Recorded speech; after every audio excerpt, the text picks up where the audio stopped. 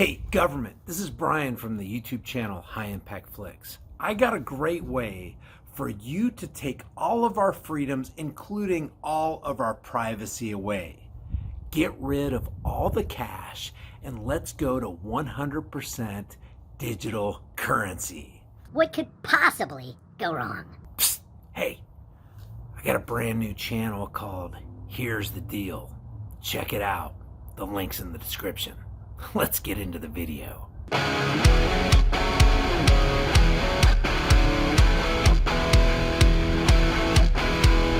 Hey guys, before we get into today's video, I want to give a real quick shout out to today's sponsor, Virtual Shield VPN. And the reason I promote it, guys, is because I use it every single day and I know that it works and I've proven it in videos in the past. If you use the link in the description, you're going to get 50% off, and that's going to help you protect your identity, your activity, and your location anytime you're surfing on the net. That link is in the description below. I saw this today. This was actually trending on the Yahoo News page today, so I went ahead and grabbed it off there. I hadn't even really thumbed through all of this, but article titles like this are pretty concerning. This is from NPR.org. The U.S. is considering a radical rethinking of the dollar for today's digital world. Let me just say this before I read some of this article. If we ever go to an all digital currency and become a truly cashless society, our enslavement will be complete. And yes, fiat currency is bad. The fiat currency petrodollar Ponzi scheme is bad. But at least there's some level of autonomy when you have $5, $10, $20 bills under your mattress, in your safe, in your wallet or whatever, and they don't know you got them. If we go to all digital, 100% cashless society, they're going to know everything that you got at all times. Forget about yard sales. Forget about private, interactions and transactions, although they say you can do that on Cash App now and Venmo and stuff like that. You can just send somebody money from your wallet to their wallet. I totally get that. But when you have a 100% cashless society, you have the government 100% in control of everything, and you can hide nothing from them. Nothing. And I'm not so sure about the new $100 bills that have that little strip in it. I don't know if, let's say you have 13 $100 bills, current $100 bills in your pocket. Is there such a scanner? I've heard there is, but I've never actually proven it. I've never seen the actual evidence for it or it demonstrated, but somebody said there's some kind of handheld device where you can hold it within 2 or 3 feet and determine how much somebody has in their pocket if they have those marked bills. Since its establishment as the country's national currency, the dollar has undergone many updates and changes, but nothing compared to the proposal being debated today. The U.S. is gingerly considering whether to. Yeah, I'm sure it's gingerly. Behind the scenes, the banking overlords are like, "Heck yeah, we need to do this, baby. Put that thing on the Barbie, man. Drop that chicken breast on the grill. Let's get this thing cooking." The U.S. is gingerly considering whether to adopt a digital version of its currency. In other words, they're initially starting out, I think, to go, hey, let's do digital concurrent with cash and let's just kind of fade cash out. And you know what? They want to do this. Why?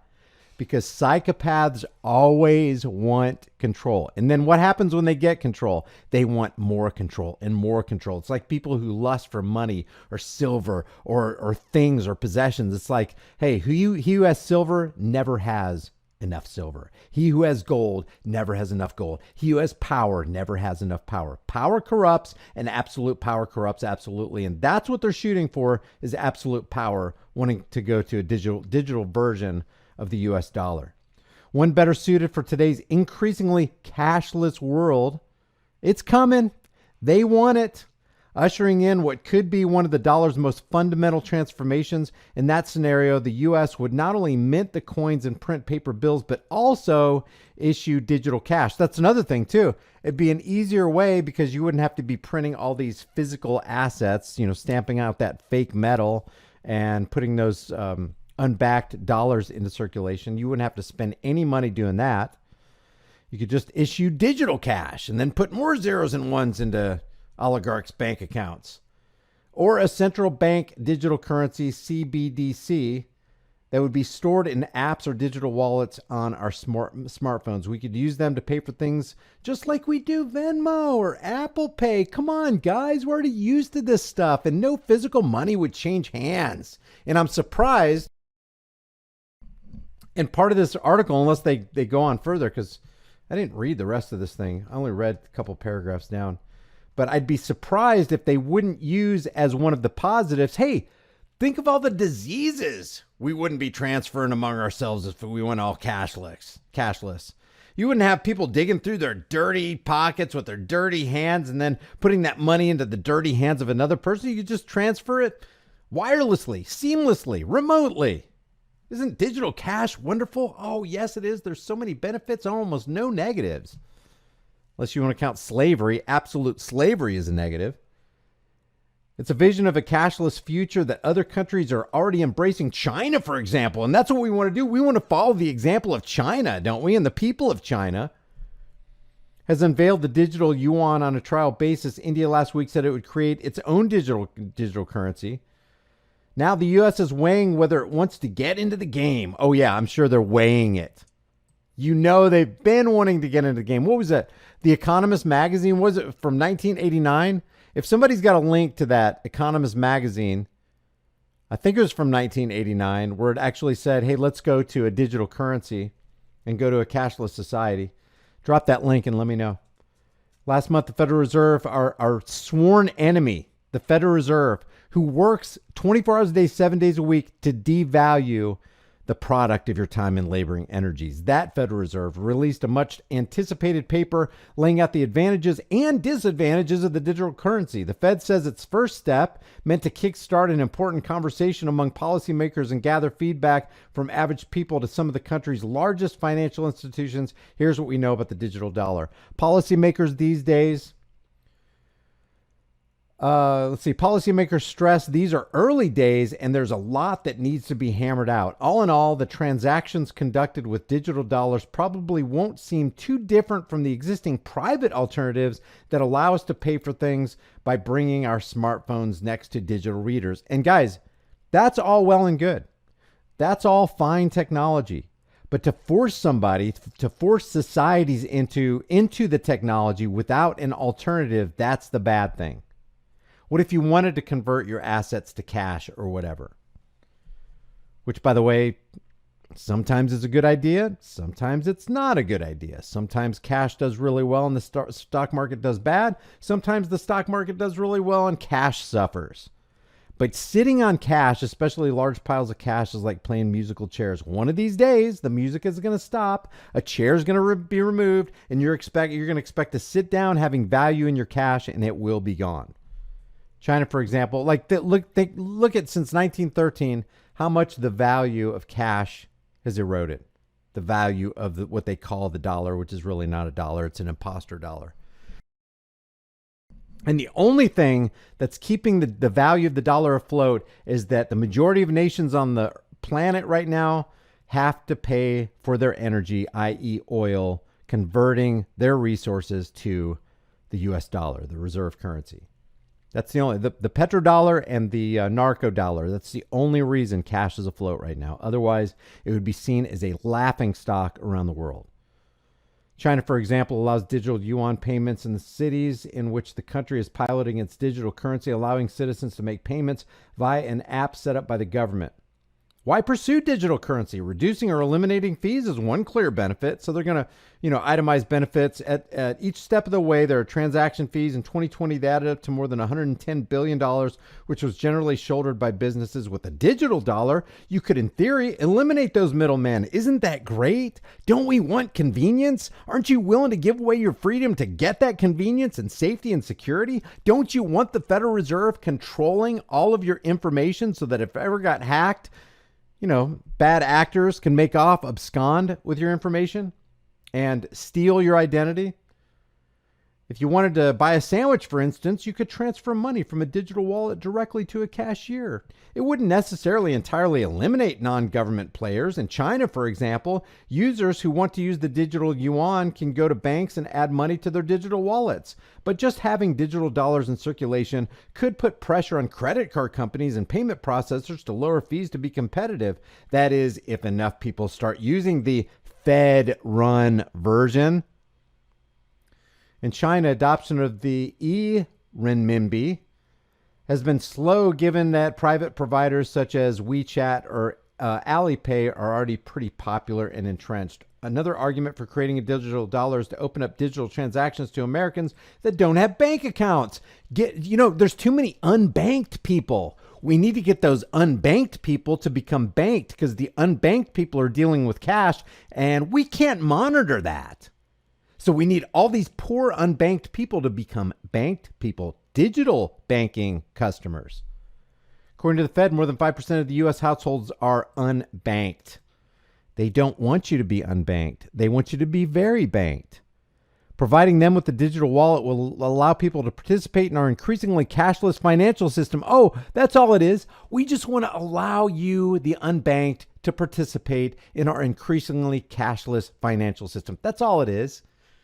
We don't want to spy on your wallet. We don't want to view your transactions. We don't want to see what goes out and comes back in and have total control over everything you do and freeze it if we think that your social credit score is not high enough. Guys, if there was anything that we could all agree on, I mean, you think we could agree on the Federal Reserve back in 1913? Nope. You think we could agree on going against the closing of the gold window in 1971? Nope. You think we could go against them reneging on the Bretton Woods Agreement from 1944 in 1971? Nope. You think we could go against the IRS domestic terror cell because they got what it takes to take what you got? Nope. But couldn't we at least get together and say, we got to preserve cash? Yeah, I know it's fiat funny money, but at least it gives us a little bit of anonymity away from the government. Big brother spy. It almost seems like if we really want to undo what has been done, it's almost like the entire system has to go down. It's almost like we got to, maybe we need to be blasted back to the Stone Age or whatever. Get rid of the AI that's coming to get us. Get rid of the digital currency that's coming to get us. Get rid of all these mechanized technocracy that the Federal Reserve and the political parasites and the banking elite want to use to come against us. Maybe we need to get rid of the entire system. I mean, I know it's inconvenient. I know it's nice to have a refrigerator. It's nice to have power. It's nice to walk into a room and flip a light on or have air conditioning in the summertime. But isn't freedom nicer? It would also make it easier for the federal government to distribute benefits. For example, you want the federal government to distribute benefits? You remember that stimulus check? How long did it take you to get that thing? Oh, what? You never got it? Well, if we went digital, you could have it like that. I mean, as soon as Biden gets done with his little teleprompter reading speech, you could have it in your wallet right then. Wouldn't that be nice? Look at all these carrots they got dangling. Lena Wen would be proud.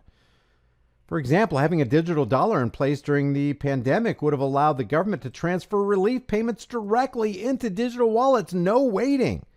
And of course, we know people can't tolerate delaying gratification, so that's very appealing to a lot of people. Without question, one of the biggest issues is privacy. Yes, indeed it is. You've got digital currency, you are going to be sacrificing your privacy because the Fed would implement and oversee the project.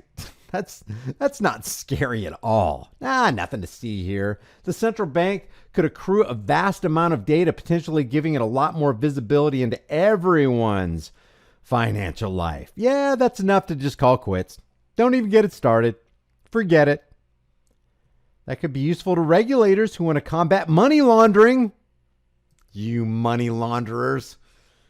You know what? We got to get rid of money laundering because we can't afford to have any competition for government. For example, but it would also raise serious privacy concerns. That makes it critical to sort out how much information the Fed would have, according to whoever this is, this professor here. Quote, there would be legitimate questions about how much the government knows about each individual and also how much it can act to restrain activities by individuals. Yeah, well, of course. And of course, they are going to go full steam ahead with this social credit score thing. And if you go all up 100% digital, then you're not even going to have a cash reserve to fall back on and go, you know what? I know somebody who'll take cash for that. If all that stuff is on your phone, on your smartphone in digital format, and you don't measure up to the kind of person they think you should be in society, boom, you're cut off. You're cut off. Wasn't it better when you were unbanked? Oh yeah, it was way better when I was unbanked, because at least they weren't freezing you can't freeze physical assets like the dollars that we have in our pocket or the change that we have in our couch. Cybersecurity is another critical issue, especially given the uptick in hacks and heists at cryptocurrency exchanges. To implement a digital dollar, the U.S. would need to modernize the country's financial infrastructure to stave off attacks. And that's the only reason we're doing it, just to stave off attacks. So we got to keep people safe. And don't worry, your information will be safe at the Federal Reserve. Hey guys, we know with the way things have been going, it can get really interesting really quick. So make sure you and your family have a long-term storable food supply. Support the channel and get $50 off with my link in the description while you still can.